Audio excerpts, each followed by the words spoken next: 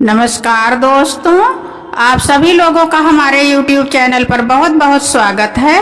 आज मैं अपने चैनल के माध्यम से बहुत ही प्यारा सा देवी पचरा गीत सुना रही हूँ। यदि आप लोगों को मेरा गीत अच्छा लगे तो आप लोग मेरे चैनल को लाइक करें, सब्सक्राइब करें, ताकि मैं इसी प्रकार के अच्छे अच्छे गीत आप लोगों तक पहुँचा सकूँ। धन्यवाद।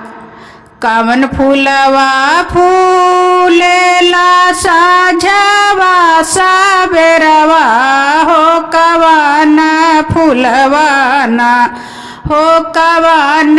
फूलवाना फूलई खाड़ी दुपहरिया हो, कवन फूलवाना फूलई खाड़ी दुपहरिया हो, कवन फूलवाना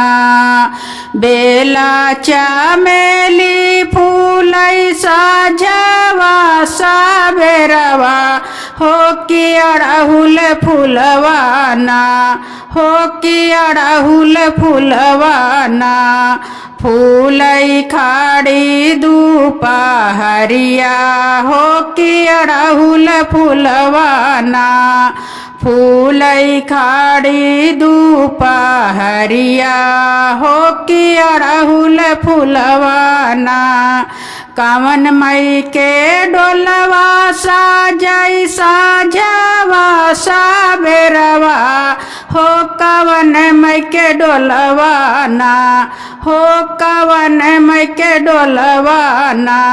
साजई खाड़ी दुपहरिया हो, कवन मई के डोलवाना साजई खाड़ी दुपहरिया हो, कवन मई के डोलवाना शीतला मई के डोलवा साजई साझवा सबेरवा हो, कि दुर्गा मई के डोलवाना हो, कि दुर्गा मई के डोलवाना साजई खाड़ी दुपहरिया हो, कि दुर्गा मई के डोलवाना साजई खाड़ी दुपहरिया हो, कि दुर्गा मई के डोलवाना कवन मई के डोलिया सोहई लाल रंग ओ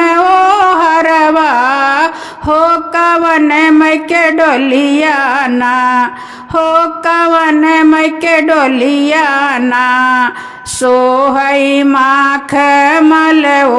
हरवा हो, कवन मई के डोलियाना सोहई माख मल ओ हरवा हो, कवन मई के डोलियाना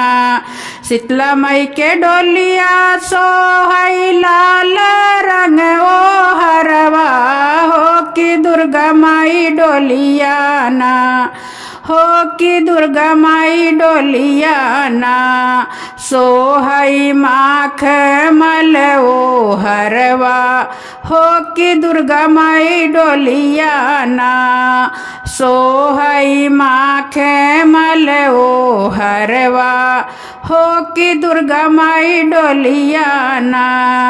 कौने माई के भावेला हो माया गियरिया हो, कवन माई भावेना हो, कवन माई भावेना हलुआ खीरिया ऊ पुड़िया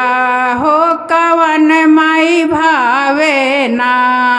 हलुआ घुघुरिया ऊ पुड़िया हो, कवन मई भावेना शीतला मई के भावेला हो माया गियरिया हो, कि दुर्गा माई भावेना हो, कि दुर्गा माई भावेना